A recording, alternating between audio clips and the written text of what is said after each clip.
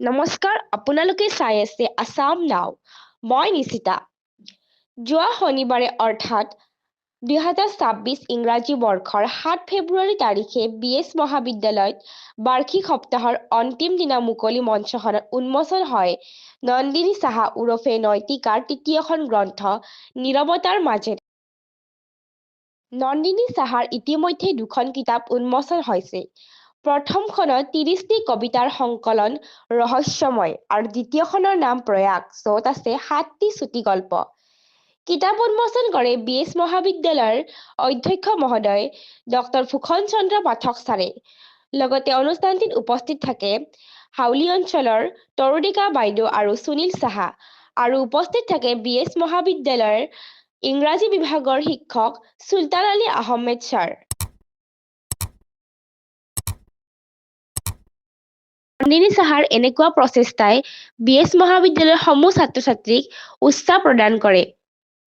নন্দিনী সাহাক বিশেষভাৱে ধন্যবাদ জনাইছোঁ। মানুহ ডাঙৰ হ'ব পাৰে, মানুহ ওখ হ'ব পাৰে, মানুহে পৃথিৱীত খোজ কাঢ়িব পাৰে কামৰ দ্বাৰা।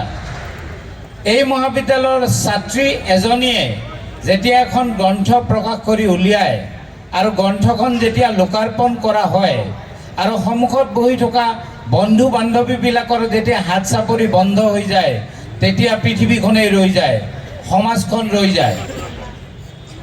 ভালেসংখ্যক ছাত্ৰ ছাত্ৰীয়ে মহাবিদ্যালয়ৰ ছাত্ৰ ছাত্ৰীয়ে ব্যতিক্ৰমধৰ্মী কিছুমান কাম কৰিছে, আৰু সেই ব্যতিক্ৰমধৰ্মী কামৰ মাজত এই গ্ৰন্থখনো এখন উল্লেখনীয় গ্ৰন্থ। বহুত এনেকুৱা ছাত্ৰ ছাত্ৰী আছে যিয়ে এটা লাইন লিখিবলৈ সাহস নকৰে।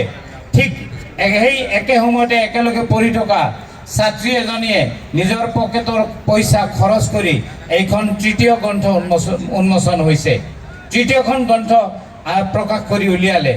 মই আশা কৰিছোঁ এইখিনিয়ে নহয়, বহুত জোৰকৈ তোমালোকে এটি হাত চাপৰি বজোৱা, আৰু এই পোহৰৰ জাৰ্ণিত নন্দিতাই যি কাম কৰিছে সেই কামেৰে যাতে সেনেধৰণৰ কাম যাতে আমিও ভৱিষ্যত দিনত কৰিব পাৰোঁ, তাকে আশা কৰিছোঁ। আমাৰ মাজত উপস্থিত হোৱা বাইদেউ, সুনীল, চুলতান আলী ছাৰ, সকলোকে আকৌ এবাৰ ধন্যবাদ জনাইছোঁ। আৰু আমাৰ সঁচাকৈয়ে ভাল লাগিছে আজিৰ দিনটোত যে আমি এটা ভাল কাম কৰিব পাৰিলোঁ। সেই কামটো কৰাৰ বাবে নন্দিনীক ধন্যবাদ জনাইছোঁ। আৰু নন্দিনীয়ে দিয়া গামোচাখন আমি নন্দিনীকে আকৌ প্ৰদান কৰিছোঁ।